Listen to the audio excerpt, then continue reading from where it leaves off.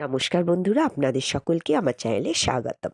আমার মাতা পিতাকে প্রণাম জানিয়ে, গুরুদেবের চরণে সশস্ত্র প্রণাম জানিয়ে আজকের পাঠ শুরু করছি। আমি বৎসাসুর এবং বকাসুর বধ পাঠ করছিলাম।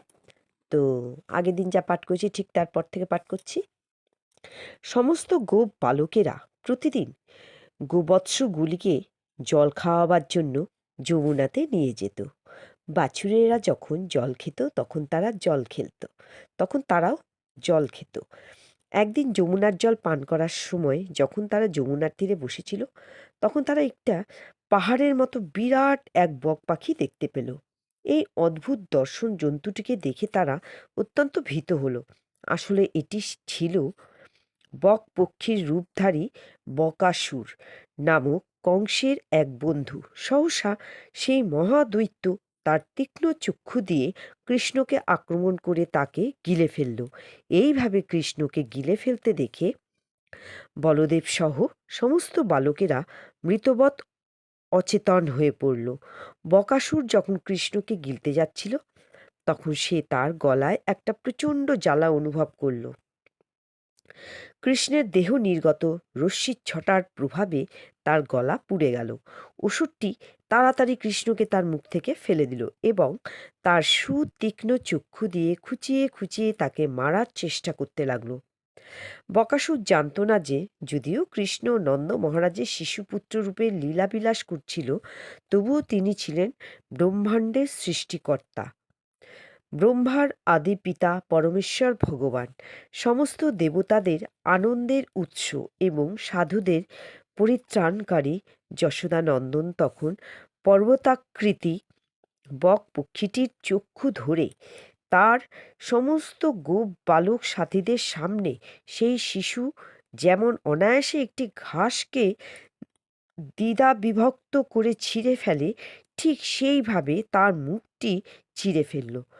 স্বর্গলোকবাসীরা আকাশ থেকে বক বিনাশ শ্রীকৃষ্ণের উপর নন্দনবনজাত মল্লিকা পুষ্প বর্ষণ করলেন এবং দুন্দুভি ও শঙ্খধ্বনি করে স্তোত্র দ্বারা তার স্তব করতে লাগলেন।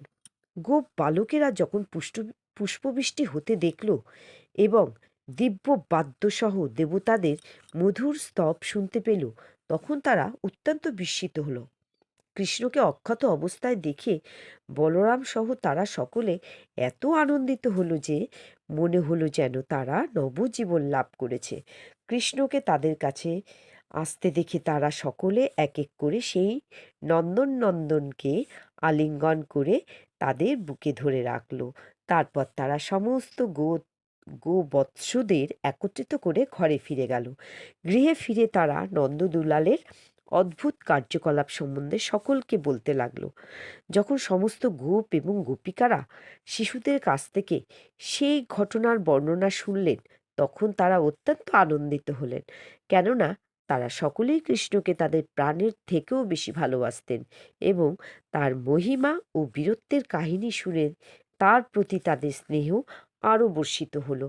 কৃষ্ণ যে আবার মৃত্যুর মুখ থেকে উদ্ধার পেয়েছে, সেই কথা চিন্তা করে তারা গভীর স্নেহ ও ভালোবাসার সঙ্গে তার মুখের দিকে তাকিয়ে রইল। তারা সকলেই খুব উদ্বিগ্ন হয়ে পড়েছিলেন, কিন্তু তবুও কৃষ্ণের মুখমণ্ডল থেকে তারা তাদের দৃষ্টি ফেরাতে পারলেন না। এবং গোপিকারা নিজেদের মধ্যে বলাবলি করতে লাগলো যে অসুর কতবার শিশু কৃষ্ণকে আক্রমণ করেছে, তবুও তারা কৃষ্ণের কোনো অনিষ্ট করতে পারেনি। উল্টে তারাই একে একে নিহত হয়েছে। তারা নিজেদের মধ্যে বলাবলি করতে লাগলেন কিভাবে কত অসুর তাদের দুর্ধর্ষ শরীর নিয়ে কৃষ্ণকে হত্যা করার জন্য তাকে আক্রমণ করেছে, কিন্তু ভগবান শ্রীহরির কৃপায় তারা কৃষ্ণের শরীরে একটা আঁচড়ও পর্যন্ত কাটতে পারেনি। পক্ষান্তরে একটা ক্ষুদ্র পতঙ্গ যেমন আগুনে পুড়ে মরে যায়, ঠিক সেইভাবে তারা একে একে নিহত হয়েছে। বেদজ্ঞ এবং জ্যোতিষশাস্ত্র বিশারদ গর্গ মুনির কথা তাদের মনে পড়ে গেল, যিনি বলেছিলেন যে অসুরেরা এই বালকটির অনিষ্ট সাধন করার চেষ্টা করবে। এখন তারা দেখলেন যে তার কথা অক্ষরে অক্ষরে সত্য হয়েছে।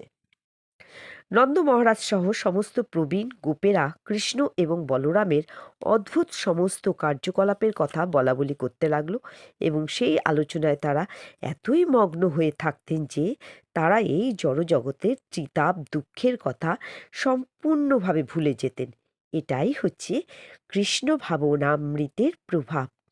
কৃষ্ণের চিন্তায় মগ্ন থেকে আজ থেকে ৫,০০০ বছর আগে নন্দ মহারাজ যে আনন্দ উপভোগ করেছিলেন, শ্রীকৃষ্ণের দিব্য লীলা বিলাসের কাহিনী আলোচনা করে আজও আমরা সেই আনন্দ উপভোগ করতে পারি।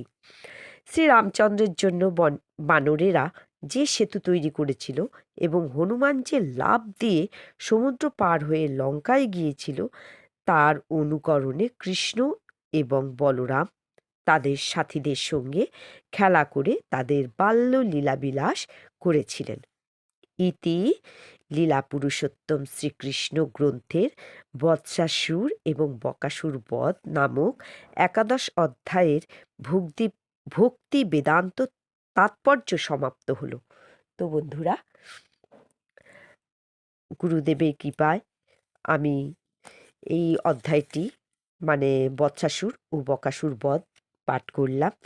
আবার গুরুদেবের কৃপা হলে নিশ্চয়ই আমি আগামীকাল অঘাসুর বধ অধ্যায়টি পাঠ করব। তো আজকের মতো পাঠকে এখানেই বিরাম দিলাম। নমস্কার।